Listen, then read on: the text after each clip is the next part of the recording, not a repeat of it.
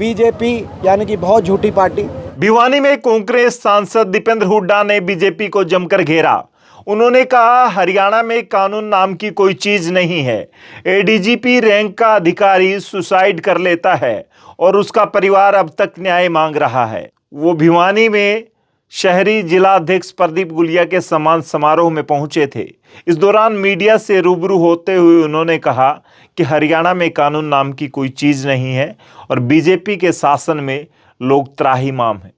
फिलहाल आप सुनिए क्या कुछ कहा उन्होंने। ये जो आज कार्यक्रम था, इनके कार्यकाल का शुभारंभ का भी आप कार्यक्रम इसको माने तो ये जो सबने स्वागत समारोह किया, सारे शहरवासी आए, बाकी विधानसभा क्षेत्रों से भी बहुत लोग आए और बड़ी संख्या में आपने देखा, इतनी बड़ी संख्या में लोगों ने जिस रुचि से आकर, जिस भावना से आशीर्वाद दिया हमारे नवनियुक्त जिला अध्यक्ष प्रदीप गुलिया जी को, ये बहुत अच्छा शुभ संकेत है कांग्रेस पार्टी के लिए। इनको बहुत बहुत बधाई देते हैं, इनको शुभकामनाएं देते हैं और हमें विश्वास है इनके नेतृत्व में सभी का मान सम्मान करके चलेंगे और सभी मिलकर कांग्रेस पार्टी को मजबूत करेंगे। भाजपा सरकार तीसरी टर्म का 1 साल पूरा हुआ तो कैसे देखते हैं? देखिए, इनका तो रिपोर्ट कार्ड जो आप ये देख रहे हैं, 6 दिन से एक एडीजीपी रैंक के आईपीएस अधिकारी की डेड बॉडी पड़ी है, जिनको अभी तक न्याय नहीं मिला।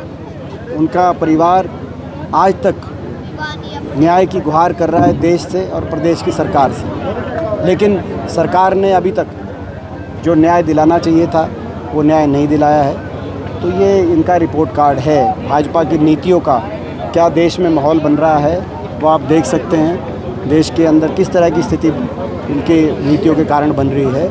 आज भाजपा के नेतृत्व को आत्ममंथन करना चाहिए। जो देश का माहौल खराब हो रहा है उसके लिए भाजपा जिम्मेदार है। आपके रोहतक के एसपी को भी हटाया गया है।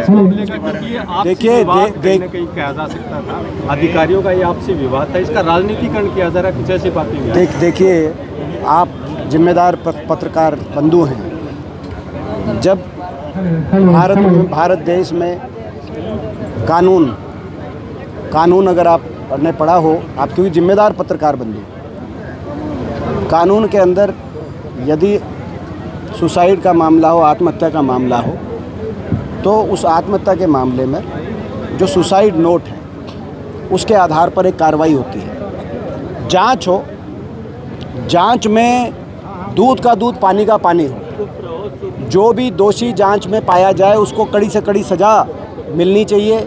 ये कानून का तकाजा है। कोई बेगुनाह, कोई निर्दोष उस जांच में पाया जाए तो उस पर आँच ना आए, ये भी सुनिश्चित किया जाए। लेकिन जांच न्याय संगत हो। जनता में संदेश नहीं जाना चाहिए कि वो जांच को कोई प्रभावित कर पाएगा। जब हमारी सरकार थी उस समय भी इस तरह का एक प्रकरण आया था। उस मामले में गृह मंत्री जो उस समय के थे उन पर इस प्रकार के आरोप लगे थे और एक सुसाइड नोट के माध्यम से आरोप लगे थे। एक हमारी उस समय की एक बेटी ने एक सुसाइड नोट के माध्यम से, उसके बाद तुरंत आपको याद होगा ना सिर्फ उनको पद मुक्त किया गया था, लेकिन उन पर पूरी कानूनी कार्रवाई उस समय की सरकार ने करवाने का कार्य किया था। तो ये उसके बाद जांच में क्या बातें आई वो जांच का विषय है।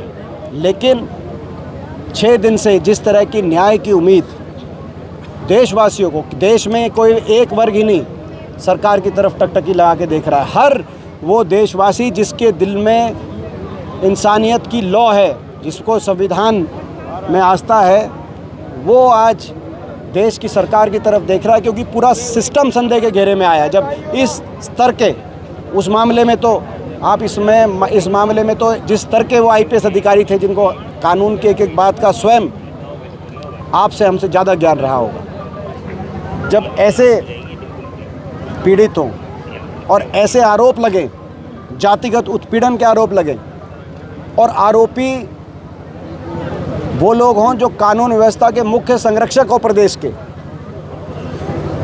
ऐसे में पूरे सिस्टम पे सवाल उठना लाजमी है।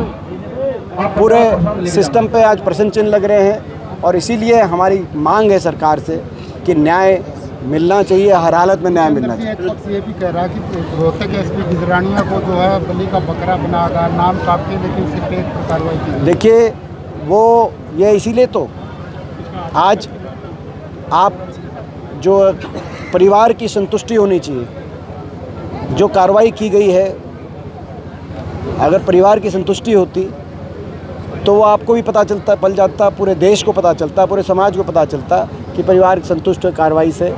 कहीं ना कहीं उसमें कई नाम हैं, 2 प्रमुख नाम हैं, बाकी अलग अलग रोल के अंदर कई सेकेंडरी नाम हैं। तो उसमें क्या है क्या नहीं, जो एफआईआर, पहले तो एफआईआर के दर्ज करने की प्रश्न है कि क्या एफआईआर दर्ज कराना एक हरियाणा की सीनियर आईएएस अधिकारी, एक ऐसी महिला जिनके पति ने सुसाइड किया और सुसाइड नोट छोड़ के गए हों, क्या वो चंडीगढ़ थाने में एफआईआर अगर दर्ज कराने में उनको जो जिस रूप से एफआईआर दर्ज कराना चाह रही हैं, तो आम आदमी कैसे एफआईआर दर्ज कराएगा?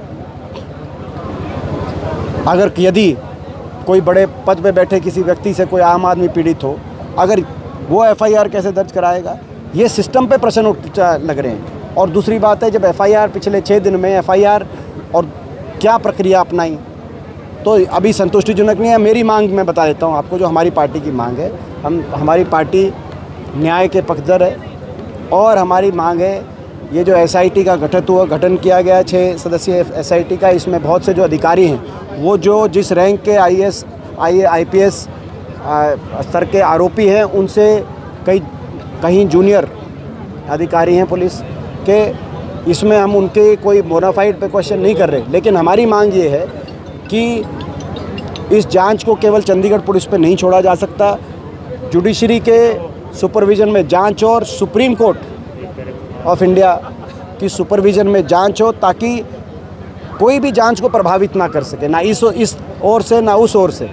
दूध का दूध पानी का पानी हो, जांच में सारा सत्य निकल के आए, जो आपके हमारे पूरे देश के लिए जानना महत्वपूर्ण है। अच्छा, एआई का ट्रेंड चल रहा है, एआई का जमाना। दफ्तरों को मजबूत किया है हर जिले में, कांग्रेस भी क्या आप